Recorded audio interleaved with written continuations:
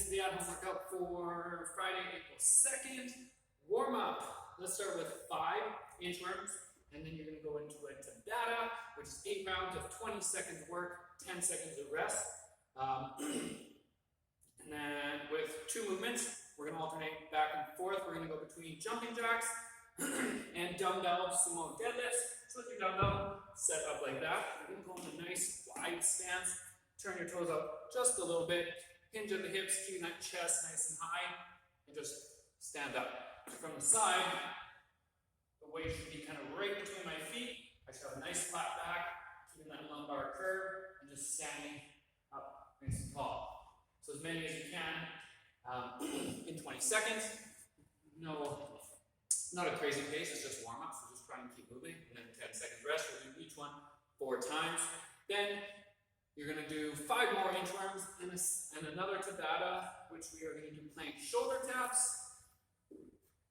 Again, keeping that core nice and tight as you transfer the weight, and making sure you're not twisting or sagging or doing anything weird. Don't rush them. Just move nice and consistent. 20 seconds. And then the other move is with the dumbbell bent over row. So you're going to hold one hand on either side. You're going to be in like a deadlift position. Again, still keeping that lumbar curve. Arms extended, going all the way into the chest, pinching those shoulder blades together. Okay. So the workout today is 3 rounds, 1 minute work at a couple different movements with a 1 minute rest at the end. So you go 1 minute at one station, right to the next with no rest. I think there's 4, and then you get that 1 minute rest. And the workout is for reps, so you want to count your reps. Your score at the end is the total number of reps through the entire workout, 3 rounds. Okay, so the first movement is double unders. So skipping, which I'll come back to at the end. You actually do that twice, so there will be 6 rounds of 1 minute of double unders. So it's a great day to work on your double unders. So I'll come back to that. So the other movement, so first round, double unders. Next, you're going to dumbbell swings or kettlebell swings if you have a kettlebell. With your dumbbell, holding one hand of the dumbbell, feet will be about shoulder width apart. You want to hinge at the hips, pop that dumbbell overhead. We want to make sure that we're keeping that core nice and tight, keeping that lumbar curve. We're hinging at the hips and our spine isn't changing shape at all during the movement. So keep that nice and tight. You should be feeling this in the hamstrings and the glutes.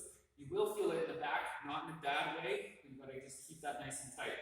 Now with the dumbbell, if it feels kind of sketchy going all the way overhead, just go to eye level or as high as you can. Making sure as you come back down, you're keeping your core tight and you're not letting that dumbbell throw you around, okay? So 1 minute skipping, 1 minute of those, back to another minute of skipping, and then the final movement is burpees. So chest to the floor, get up, jump, and clap. So making sure that you go all the way down, and you stand up, and open up those hips. Pretty simple. Now, double unders.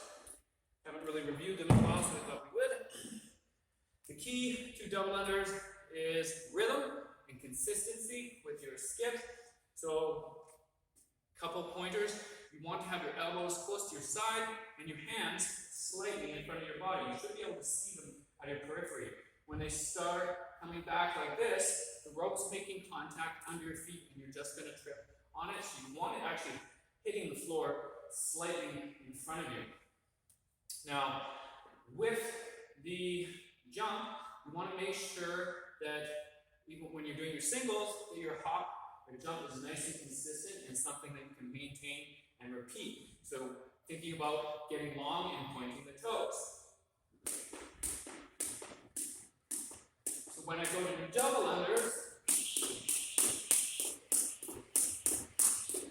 you'll notice that I'm just jumping a little higher, spending a little more time in the air and getting that double spin, right?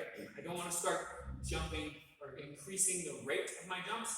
I want to extend a little more time in air. So, what was I going to say? Yeah, you want to think about pointing your toes, using your calves as opposed to really jumping really inefficiently and tucking and stomping your feet or hiking forward like that. You want to jump. When you're practicing this without the rope, a good way to do it is dump the rope. You want to practice your jump. And then tap your thighs 2 times. That's the rhythm you need for double unders, okay? So one last pointer, like I said, hands in front, elbows by your side, and then hold your handle partway down.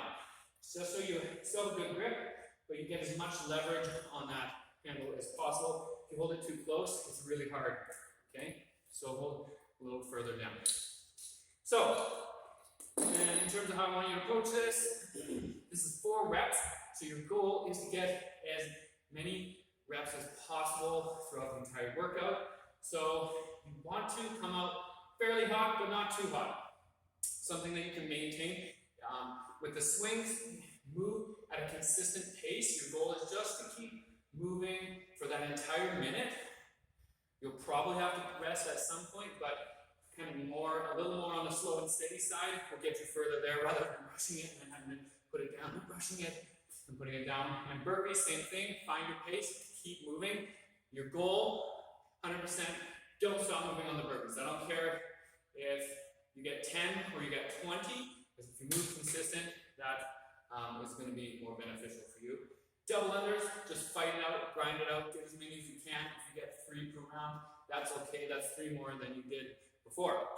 So really try and work on the double unders and force it today. Now, if you don't have a rope, jumping jacks or mountain climbers, something like that. Something that's just going to get that heart rate up and be kind of gross. Okay? So that's it for today, guys. Hope you enjoy it. It should be a pretty sweaty one, and we'll see you tomorrow.